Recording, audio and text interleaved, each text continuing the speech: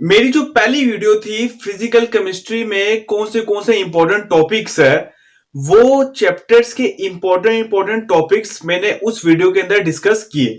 अब नेक्स्ट जो है कि जो टॉपिक्स है जैसे क्वांटम केमिस्ट्री, मैक्रोमोलिक्यूल्स, इन चैप्टर्स के, अब इन चैप्टर्स के जो इंपॉर्टेंट टॉपिक्स है उन टॉपिक्स को मैं डिस्कस करने लगा हूं। सबसे पहले मैं मैक्रोमोलिक्यूल से शुरू करता हूं, उसके बाद आगे जितने वहां पे मैंने लिखे हैं उन सारे टॉपिक्स को मैं ब्रीफली डिस्कस करूंगा एक क्रैश कोर्स वीडियोस के अंदर। तो सबसे पहले मैं मैक्रोमोलिक्यूल्स से शुरू करता हूं। मैक्रोमोलिक्यूल्स में जो आपको इस वीडियो में बताया जाएगा वो है सबसे पहले contour length, roots mean square length, number average, mass average, Z average, polydispersity, monodispersity, PDI. Let's begin with the counter length and root mean squared length. Counter length और जो रूट मीन स्क्वेयर्ड लेंथ है उसको हम discuss करते हैं। Counter length क्या होता है? जब पॉलीमर जो होता है ना, वो पॉलीमर असल में मोनोमर से मिलके बना होता है। फॉर एग्जाम्पल, अगर मैं पॉलीइथाइलिन की बात करूं जिसको आप बोलते हो पॉलीथीन, वो पॉलीथीन को बनाने के लिए इथाइलिन के n यूनिट्स पॉलीमराइज होते हैं थ्रू एडिशन पॉलीमराइजेशन और जनरेट करते हैं पॉलीमर। फॉर एग्जांपल, ध्यान से देखना, मैं पॉलीइथाइलिन शुरू कर रहा हूं, CH2 डबल बॉन्ड CH2। इसके n मॉलिक्यूल्स जब लेते हैं हम, तब ये एक मोनोमर इन n मॉलिक्यूल्स के आपस में एडिशन पॉलीमराइजेशन करता है और प्रोड्यूस करता है polymer polyethylene. So on n times.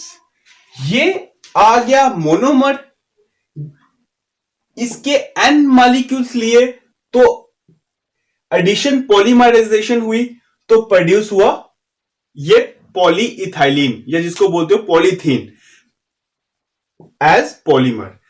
अब इस पॉलीमर की काउंटर लेंथ क्या होती है और रूट मीन स्क्वायर लेंथ क्या होती है, ये टॉपिक जो contour length, root mean square length, बहुत सिंपल टॉपिक है। रिसेंटली पेपर पे, सीएसआर नेट एग्जाम पे ये 4 नंबर मार्क्स में आया था। तो सबसे पहले मैं बात करता हूं काउंटर लेंथ और रूट मीन स्क्वायर लेंथ की। जो पॉलीइथाइलिन है ना, मैं उसको इस किस्म से लिखता हूं,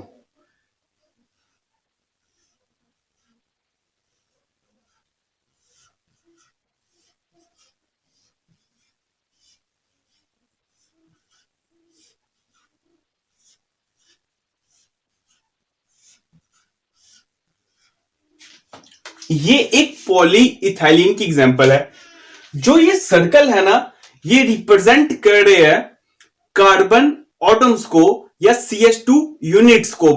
ये सिंगल एक मोनोमर यूनिट है। काउंटर लेंथ क्या होती है कि मैं अज्यूम करता हूं कि इस मॉलिक्यूल पे n मोनोमर यूनिट्स लगे हैं और हर मोनोमर की जो लेंथ है वो L है। मतलब ये वाले मोनोमर, इसके बीच का जो ये डिस्टेंस है ये L है, और टोटल इसमें कितने नंबर ऑफ यूनिट्स लगे हैं? n। काउंटर लेंथ होती है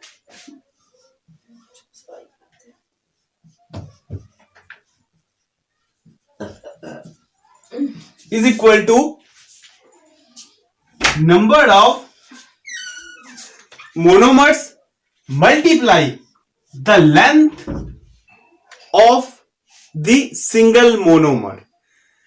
काउंटर लेंथ डिफाइन करते हैं the product of total number of monomers multiply the length of the monomer. In simple language हम काउंटर लेंथ क्या डिफाइन करते हैं, यहां से लेकर मैं डिस्टेंस मेजर करता हूं, यहां से लेकर यहां जाऊंगा, यहां से यहां, यहां से यहां, यहां से यहां, यहां से यहां, यहां से यहां, यहां से यहां, सो ऑन टू यहां तक। तो ये पूरा डिस्टेंस की एडिशन को आप बोलते हो काउंटर लेंथ। नेक्स्ट टॉपिक है root mean square length. Root mean square length related है काउंटर लेंथ के। काउंटर लेंथ मेजर करती है डिस्टेंस और root mean square length measure करती है डिस्प्लेसमेंट को, the shortest distance between start and end point. ये स्टार्ट पॉइंट और ये एंड पॉइंट जो इसका डिस्टेंस है, मतलब मुझे यहां से पहले यहां ये मेजर करना, फिर ये एंड ये आ गया काउंटर लेंथ। और root mean square length the displacement, मतलब इस एंड से इस एंड का जो शॉर्टेस्ट पाथ है, ये इस डिस्टेंस को मैं बोलता हूं root mean square length. And it is equal to the product of number of molecules का square root multiply the length of the monomer. Length root mean square length के बाद जो मेरा नेक्स्ट टॉपिक है वो है mean molar mass. Mean molar mass को पता होने से पहले आप सबको पॉलीडिस्पर्स और मोनोडिस्पर्स के बारे में पता होना चाहिए। जो मोनोडिस्पर्स है ये इस्तेमाल किया जाता है मैक्रोमॉलिक्यूल्स के लिए लाइक प्रोटीन्स। पॉलीडिस्पर्स इस्तेमाल किया जाता है मैक्रोमॉलिक्यूल्स के लाइक पॉलीइथाइलिन। अब फर्क क्या है दोनों में? जो प्रोटीन्स होते हैं ना, उन प्रोटीन्स के अंदर से 100 प्रोटीन की चेन्स है। एक मेरे पास कैसीन है, उस कैसीन के अंदर 100 चेन्स है। वो 100 चेन्स है ना, उन 100 चेन्स के अंदर हर चेन के अंदर जो नंबर ऑफ मोनोमर यूनिट्स है ना, वो इक्वल इन नंबर्स है। फॉर एग्जाम्पल, अगर मेरे पास प्रोटीन्स कैसीन के अंदर 100 प्रोटीन की चेन्स है और हर चेन के अंदर 100 मॉलिक्यूल्स है, इसका मतलब जो मेरे पास सिस्टम है वो मोनोडिस्पर्स है। पॉलीडिस्पर्स का मतलब कि अगर मेरे पास कोई पॉलीमर है, फॉर एग्जाम्पल इथाइलिन, उसके अंदर 100 इथाइलिन की चेन्स है।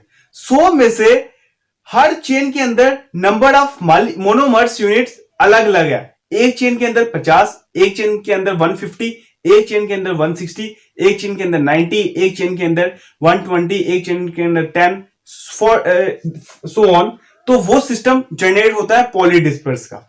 जब पॉलीडिस्पर्स, देखो मोनोडिस्पर्स हो गया, पॉलीडिस्पर्स हो गया, अब उसके बाद जो नेक्स्ट टॉपिक है वो है mean molar mass. Mean molar मास का कंसेप्ट तब आता है जब आपको ये बात गिवन हो, जो सिस्टम है तुम्हारे पास जिसका आप मॉलिक्यूलर मास निकाल रहे हो वो पॉलीडिस्पर्स है। और मीन मॉलिक्यूलर मास 3 तरीकों से निकाला जा सकता है। उनमें से जो पहली टाइप है वो है नंबर एवरेज, जो सेकंड है मास एवरेज, जो थर्ड है वो जेड एवरेज। जो नंबर एवरेज मॉलिक्यूलर मास निकालने का जो फॉर्मूला है वो है the summation of NI/MI whole 1/n, where NI is the number of molecules with molar mass MI and N the total number of molecules। इस बात को मैं एक एग्जांपल से समझाता हूं। से मेरे पास एक पॉलीडिस्पर्स सिस्टम है, वो पॉलीडिस्पर्स सिस्टम टोटल n मॉलिक्यूल से मिलके बना हुआ है। टोटल n मॉलिक्यूल से मिलके बना हुआ है। उनमें से n1 मॉलिक्यूल्स का मोलर मास m1 है, n2 मॉलिक्यूलर मास का मोलर मास m2 है, n3 मॉलिक्यूल्स का मास m3 है।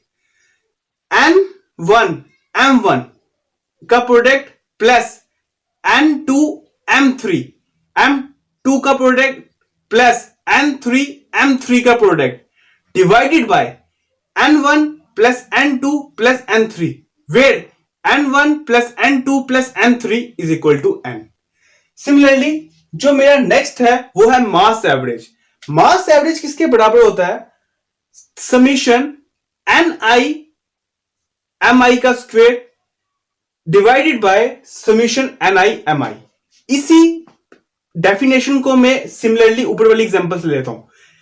मेरे पास एक सिस्टम है पॉली डिस्पर्स सिस्टम, उस सिस्टम के अंदर n मॉलिक्यूल्स प्रेजेंट है और n1 मॉलिक्यूल्स है जिनका मास m1 है, n2 मॉलिक्यूल्स है जिसका मास m2 है, n3 मॉलिक्यूल्स है जिसका मास m3 है।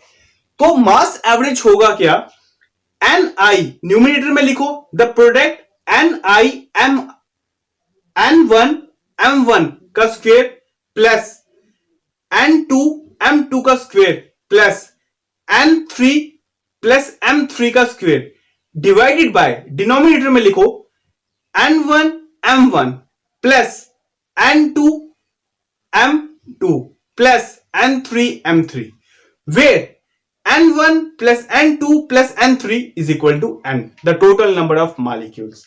Similarly, the Z average molecular mass, Z average molar mass, which is equal to summation ni mi cube divided by summation ni mi square.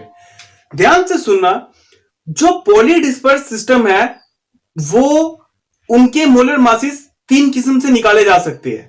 पहला number average, दूसरा मास average और तीसरा Z average. Experimentally जो number average है ना वो निकाला जाता है ऑस्मोटिक टेक्निक से, जो मास एवरेज है ना वो निकाला जाता है लाइट स्कैटरिंग मेथड से, और जो थर्ड जेड एवरेज है वो निकाला जाता है सेडिमेशन मेथड से। यही टॉपिक्स के ऊपर सीएसआर नेट क्वेश्चन रिपीट्स करता है। अब उसके बाद नेक्स्ट टॉपिक मेरा वो है पॉलीडिस्पर्सिव इंडेक्स। जो पॉलीडिस्पर्सिव इंडेक्स है, जिसको डिस्पर्सिव भी बोला जाता है, वो इक्वल टू होती है the ratio of weight average molar mass to number average molar mass. Simple definition है PDI बराबर होती है MW डिवाइडेड बाय M